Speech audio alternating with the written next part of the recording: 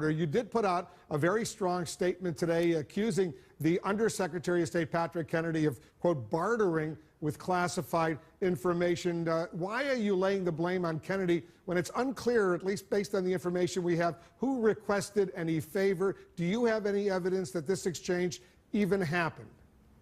Yes, I do, because it's in the FBI notes. It was an FBI document that said, from the FBI's perspective, that they were engaged with Patrick Kennedy, the Undersecretary for Management, direct report to Hillary Clinton, that they were engaged in a quid pro quo. That is a quote right out of their report.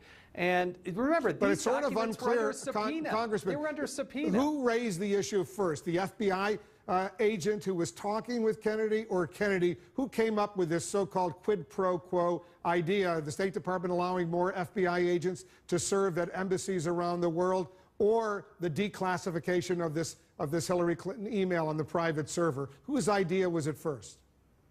Well, you have the Undersecretary for Management throwing this out there. Remember, this is a document that is under subpoena. And rather than complying with the subpoena and sending it to Congress as required by law, they're over there having a negotiation and a discussion that the FBI terms in their own documents as a quid pro quo. I'm not exactly definitive or sure whose idea it was first, but you have one party saying, I've got slots overseas that I really need. You have another one saying, I need to change the classification of an email to protect Hillary Clinton, and they have this discussion, and it goes on for some time. It's not like, hey, this was just quick. It went up the food chain. It was being negotiated. It was being discussed.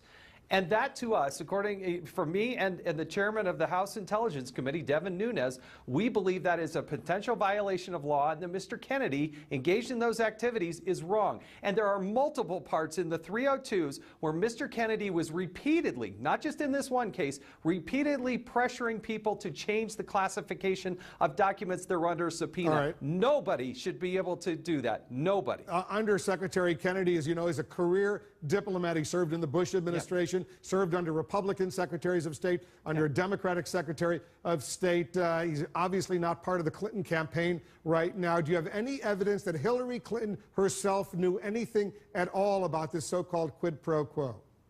No, I don't.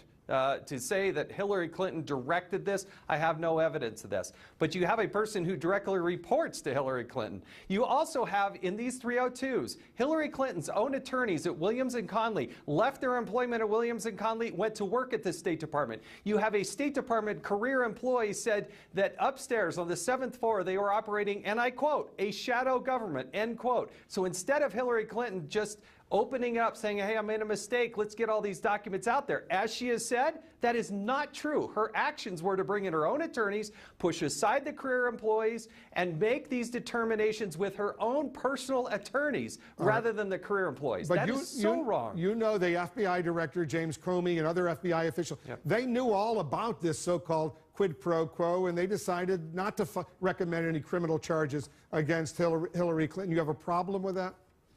Yeah, I do have a problem with it, because when you say that there was not necessarily any intent, and you bring in Kate Duvall, the person who is looking at Lois Lerner's emails at the IRS, and you bring her over to work on the State Department, and she's a former Williams & Conley employee, and you bring other people from Williams & Conley,